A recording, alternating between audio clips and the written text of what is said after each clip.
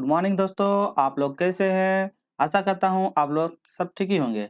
तो आज हम आप लोगों के लिए आरआरबी, एनटीपीसी और ग्रुप डी का पीआरक्यू सीरीज जो या जीके और जीएस का, ठीक है, पीआरक्यू जीके जीएस का प्रैक्टिस सीरीज रहेगा, जिसमें से हम लोग करने वाले विद डिटेल एक्सप्लेनेशन के साथ, ठीक है। तो आज का प्रैक्टिस 16 रहेगा, जिससे 15 प्रैक्टिस कंप्लीट हो गया, ठीक है। तो चलिए आज का प्रैक्टिस देखते हैं। इसमें भी कुछ नए नए अंदाज तरीके के क्वेश्चन रहेंगे जो आपको एग्जाम में एनटीपीसी, ग्रुप डी और जो भी अन्य एग्जाम होने वाले हैं उसमें बहुत ज़्यादा ये रोल करेगा। चले तो आज का हम लोग पहला प्रश्न करते हैं, ठीक है। चलिए तो आज का पहला प्रश्न है, औसत वयस्क के रक्त की मात्रा लगभग लीटर में बताना कि कितना होती है। पहला 4 लीटर होती है, 5 लीटर होती है, 6 लीटर होती है या 7 लीटर होती है। तो बताइए वयस्क की रक्त की मात्रा कितनी होती है। चलिए तो सही आंसर की ओर बढ़ते हैं। आंसर हो जाएगा 6। देखिए ऐसे ओवरऑल क्या करना होता है, मतलब कि जो वयस्क रहता है तो वयस्क में होता है कितना, 5.5 होता है, ठीक है। तो 5.5 होता है, पर ऑप्शन में यहाँ 5.5 नहीं दिया है तो 5.5 से ऊपर हो जाएगा तो 6, ठीक है। ऑप्शन के हिसाब से 6 में गए। और यदि फीमेल में बोलेगा तो फीमेल में यदि बोलेगा तो फीमेल होता है 4.5। तो ये याद रखिएगा, ठीक है। तो फीमेल में 4.5 होता है और मेल में 5.5 होता है, ठीक है। यहाँ ऑप्शन में 5 दिया है तो 5 से अधिक हो रहा है तो इसलिए ऑप्शन नंबर सी में मार दिया, ठीक है। तो आपको एग्जाम में जिस हिसाब से रहेगा तो आप याद रखिएगा, इसलिए हम आपको बता दिए, ठीक। चलिए अब रक्त के बारे में आए तो हम लोग पीएच के मान के बारे में जानते हैं। रक्त के बारे में आए तो हम रक्त का पीएच के मान के बारे में जानते हैं। कुछ कुछ पीएच मान देख लेते हैं। जैसे स्वस्थ व्यक्ति में रक्त का पीएच मान देखिए, याद रखिएगा 7.35 से लेकर 7.45 के बीच होता है।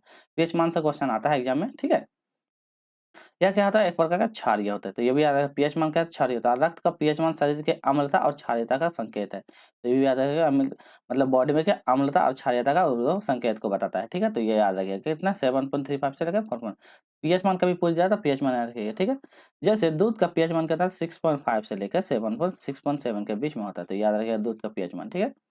तो बोलते हैं नींबू का पीएच मान बताइए, तो नींबू का 2.0 से लेकर 2 या 3 के बीच में होता है। तो नींबू का पीएच मान भी याद रखिएगा 2.0 से लेकर या 2 या 3 के बीच में होता है, ठीक है। तो याद रखिए। बोलेगा पेशाब का पीएच मान बताइए, तो 4.5 से लेकर 8.0 के बीच में होता है। तो पेशाब का पीएच मान ये सब बहुत ज़्यादा इंपॉर्टेंट है, जो एग्जाम में आने की संभावना है, ठीक है। तो इतना पीएच मान याद रखिएगा, ठीक है। और ऐसे से ब्लड का बोलेगा तो ये लीटर में निकाल लीजिएगा, ठीक है। चलिए अगला क्वेश्चन, क्वेश्चन नंबर 2 कर लेते हैं। सामान्य तौर पर बताना है, धूमकेतु खाली जगह कक्षाएं होते हैं। तो धूमकेतु की कक्षाएं किस प्रकार के होते हैं। ये धूमकेतु होते हैं, ये धूमकेतु इस तरह रहता है ना ब्रह्मांड में, जो चारों तरफ घूमते रहता है। तो ये धूमकेतु की कक्षाएं किस प्रकार को बताइए। दीर्घवृत्ताकार, अत्यधिक अंडाकार, प्रतिज्ञा, मतलब अनुवृत्ताकार। चलिए बताइए तो कैसे थे धूमकेतु, ये अधिक अंडाकार आकार में होते थे। धूमकेतु कैसा था, अंडाकार के आकार में होते, ठीक है। तो ये याद रखिएगा, अंडाकार के आकार में होते, ठीक। चलिए क्वेश्चन नंबर 3 की ओर करते हैं। साइंस का क्वेश्चन देख लेते हैं। दाब, दाब का एसआई मात्रक बताना है इकाई में। क्या होता है दाब का एसआई मात्रक क्या होती है, ठीक है। पहला ऑप्शन है पास्कल, जूल, टेस्ला और हेनरी। चलिए आप लोग बताइए। चलिए तो दाब का एसआई मात्रक देख लेते हैं। दाब का एसआई मात्रक क्या था, पास्कल। तो याद रखिए दाब का एसआई मात्रक का ऑप्शन नंबर ए पास्कल। तो ऑप्शन नंबर ए पास्कल। चलिए अब आता है क्या था, टेस्ला। तो टेस्ला के बारे में जानते हैं। टेस्ला, टेस्ला क्या है, चुंबक फ्लक्स। तो याद रखिए चुंबकीय फ्लक्स, ठीक है। तो चुंबकीय फ्लक्स का एसआई मात्रक होता है, ठीक है। इसी को बोलता है वेबर मीटर स्क्वायर के बराबर भी होता है। क्या होता है, वेबर मीटर स्क्वायर के बराबर होता है। तो ये भी याद रखिएगा, ठीक है। मीटर स्क्वायर का बराबर होता है, ठीक है। चलिए फिर देखते हैं चुंबक फ्लक्स के बारे में जानते हैं ना, हो गया चुंबक फ्लक्स। अब चलिए जूल, जूल के बारे में जानते हैं। तो जूल, जूल क्या था, ऊर्जा का एसआई मात्रक होता है। क्या, उसका ऊर्जा का एसआई मात्रक होता है, याद रखिएगा।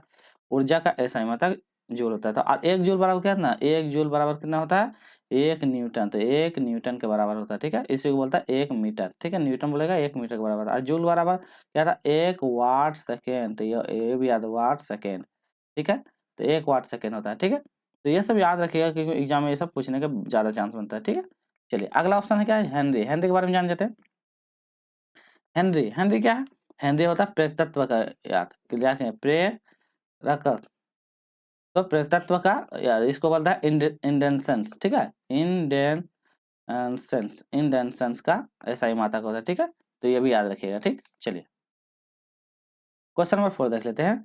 संतोष ट्रॉफी किस खेल से संबंधित है। आपको बताना ट्रॉफी से, खेल से एक क्वेश्चन है। मतलब हम history, geography, polity, science, static, के हर टाइप का मिक्स क्वेश्चन, 1 से 2 क्वेश्चन लाए हैं ताकि आपको एग्जाम में इसी टाइप का मिक्स क्वेश्चन से आप एग्जाम में अच्छा करिएगा, ठीक है। तो संतोष ट्रॉफी किससे संबंधित है, फुटबॉल से, बैडमिंटन से, बास्केटबॉल से या कबड्डी से?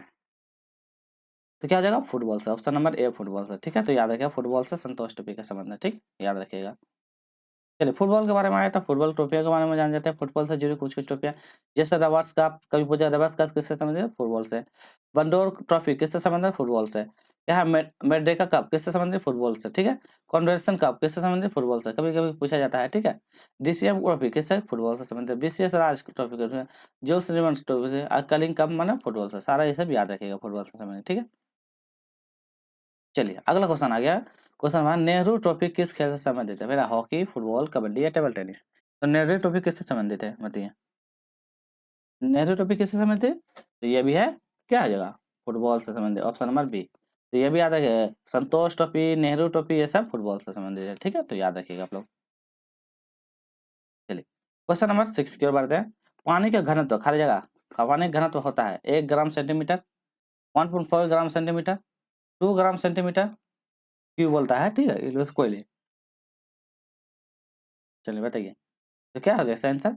ऑप्शन नंबर है यहाँ 1 ग्राम सेंटीमीटर क्यू होगा। ठीक है, तो 1 ग्राम सेंटीमीटर क्यू होगा, तो याद रखें 1 ग्राम सेंटीमीटर। अब पानी का घनत्व वाला डिग्री सेल्सियस में बोलेगा, तो डिग्री सेल्सियस में बोलेगा, सेल्सियस में तो कितना बताइएगा? डिग्री सेल्सियस में बोलेगा तो 4 डिग्री सेल्सियस। ठीक है, 4 डिग्री सेल्सियस होता है। ठीक है, जिसे मीटर क्यूब में या 1000 किलोग्राम का भी बराबर होता है। ठीक है, तो ये भी याद रखिएगा।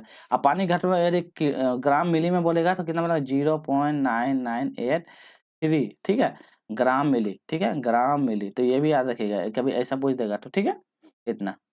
अब चलिए इसमें बारे में जान जाते हैं पानी के क्वथनांक के बारे में। फिर पानी क्वथनांक के बारे में जान जाते हैं, तो कितना 100 डिग्री सेल्सियस क्वथनांक बोलते 100 डिग्री सेल्सियस में, और 212 डिग्री फ़ारेनहाइट। यदि फ़ारेनहाइट बोलेगा तो 212, और केल्विन बोलेगा तो 373। तो बहुत ज़्यादा इंपॉर्टेंट है। 100 डिग्री सेल्सियस, 212 डिग्री फ़ारेनहाइट और 373 डिग्री केल्विन। तो याद रखिए, यह तापमान जिसके ताप में पानी क्या उबलता है तो गैस में बदल जाता है। ठीक है, ये याद रखिए आप लोग। क्वेश्चन नंबर 7 कर लेते हैं। इसमें कहता है निम्नलिखित में से कौन सा इनपुट डिवाइस है? तो बताना इनपुट डिवाइस। ठीक है, जिसमें हम क्या कहते हैं कंप्यूटर में कुछ में इनपुट देते हैं, माउस, प्रिंटर, स्पीकर, मॉनिटर। चलिए इनपुट डिवाइस बताइए, क्या होगा input device? Option number A क्या हो जाएगा? माउस। माउस से क्या कहते हैं हम इनपुट देते हैं। ठीक है, ये सब आउटपुट डिवाइस है, तो आउटपुट डिवाइस है। ठीक है, चलिए अब कुछ कुछ इनपुट डिवाइस के बारे में जान जाते हैं। जैसे कंप्यूटर का आउटपुट डिवाइस पहले देख लेते हैं, जैसे कि प्रिंटर हो गया, प्रोजेक्टर हो गया, प्लॉटर हो गया, मॉनिटर हो गया, स्पीकर हो गया, हेडफोन हो गया वगैरह। तो ये सब आउटपुट डिवाइस। ठीक है, इनपुट डिवाइस देख लेते हैं, जैसे keyboard, mouse, scanner, microphone, digital camera, barcode reader, web reader, अब ये सब। तो ये सब होता है इनपुट डिवाइस। ठीक है, याद रखिएगा। अब कंप्यूटर जो होता है सीपीयू, सीपीयू का क्या होता है? कंप्यूटर का दिमाग भी कहा जाता है। सीपीयू का फुल फॉर्म हो गया सेंट्रल प्रोसेसिंग यूनिट। ठीक है, तो सेंट्रल प्रोसेसिंग यूनिट याद होता है, सीपीयू का फुल फॉर्म होता है। ठीक है, तो इसे कंप्यूटर का क्या है? दिमाग कहा जाता है। ठीक, यही पावर सप्लाई देने का काम करता है हम लोग। चलिए क्वेश्चन नंबर 8 की ओर होते हैं। पंडित किशोर महाराज का संबंध किस खेल से संबंधित है? पहला संतूर वादक है, ढोलक है, तबला है या सितार है? तो बताइए किससे वो संबंधित है?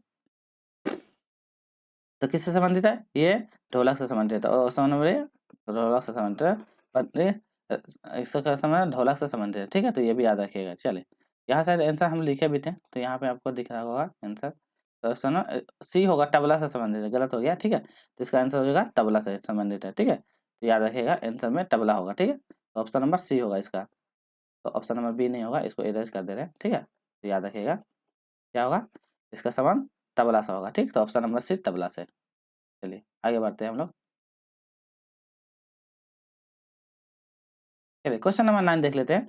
संविधान सभा द्वारा अंतिम रूप से पारित संविधान के कुल कितने अनुच्छेद और अनुसूचियां हैं? तो जब संविधान में अंतिम रूप से जब हो गया था तो उसमें कुल अनुच्छेद कितनी थी और अनुसूचियां कितनी? चलिए बताइए। 378 अनुच्छेद, 7 अनुसूचियां, 390 अनुच्छेद, 7 अनुसूचियां, 395 अनुच्छेद, 8 अनुसूचियां, 398 अनुच्छेद, 8 अनुसूचियां। चलिए बताइए उस समय कितने थे? 395 और 8 अनुसूचियां। ठीक है, तो 395 और 8 अनुसूचियां थी उस समय के बाद। ठीक है, चलिए इससे कुछ क्वेश्चन कर लेते हैं। तो ऑप्शन नंबर सी हो जाएगा 395 8 अनुसूचियां। कब बना था? 26 नवंबर 1950। बहुत ज्यादा इंपॉर्टेंट है, यह संविधान जब बन गया था। ठीक है, और सभा द्वारा पारित किया गया, इसमें से कुल 22 भाग और 300 इतना और 8 अनुसूची को इसमें शामिल किया था। कब बना था? 26 नवंबर 1950। ठीक है, टोटल भागों की संख्या बताओगे 22, 395 अनुच्छेद, 8 अनुसूची। ठीक, वर्तमान में भी कितनी है तो बताइएगा? 25 भाग है वर्तमान में भी, और कितना 470 अनुच्छेद और 12 अनुसूचियां हैं। ठीक है, तो 470 अनुच्छेद और 12 अनुसूचियां, अब भाग बोलेगा तो 25 वर्तमान में, ठीक, तो याद रखिएगा। आज का 10वां क्वेश्चन कर लेते हैं। बेबीलोन के झूलते उपवन का संबंध निम्न में से कौन सा प्राचीन संस्कृति से है? बता देना, बेबीलोन के झूलते उपवन मिस्र से, मेसोपोटामिया से, हड़प्पा से या चीन से? तो क्या हो जाएगा सही आंसर? मोटा क्या है? मेसोपोटामिया, ठीक है। मेसोपोटामिया क्या होता है इसके बारे में थोड़ा सा जान लेते हैं।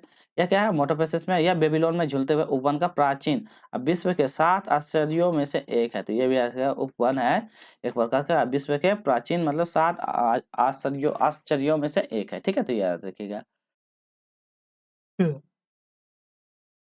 चलिए, तो इसमें कौन सा दर्रा है आपको बताना, कुल्लू जो कौन सा, कुल्लू की घाटी हिमाचल प्रदेश को और लाहौर को स्पीति घाटियों को जोड़ता है, तो बताना कौन सा दर्रा? बनिहाल दर्रा, क्या है, थमासमी दर्रा, रोहतांग दर्रा और लिपुलेख दर्रा, तो बताइए कौन सा दर्रा होगा इस बार? चलिए, तो सही हो जाएगा ऑप्शन नंबर सी, क्या हो जाएगा? रोहतांग दर्रा, ठीक है, तो रोहतांग दर्रा। चलिए, दर्रा के बारे में क्वेश्चन आया तो हम दर्रा के बारे में कुछ कुछ जान जाते हैं। जैसे लिपुलेख दर्रा क्या कहता है? उत्तराखंड में स्थित है, भारत को चीन से जोड़ता है, तो बहुत याद है, याद रखिएगा लिपुलेख दर्रा कि यहाँ पे उत्तराखंड में है और यह भारत और चीन को जोड़ता है। नाथुला दर्रा यह क्या है? सिक्किम में स्थित है और भारत और चीन को जोड़ता है, तो ये भी याद है, सिक्किम में स्थित है, भारत और इसको जोड़ता है। बोमडिला दर्रा क्या अरुणाचल प्रदेश में स्थित है, भारत और भूटान को जोड़ता है, तो यह याद रखिएगा, बोमडिला भारत और भूटान को जोड़ने का काम करता है, ठीक। और कुछ दर्रा के बारे में जान जाते हैं। जैसे बनिहाल दर्रा, बनिहाल दर्रा क्या है? पीर पंजाब के क्या है? पर्वतमाला में स्थित है और जम्मू कश्मीर और घाटी को जोड़ता है, तो क्या जम्मू कश्मीर और घाटी को जोड़ने का काम करता है, बहुत ज्यादा इंपॉर्टेंट है ये भी।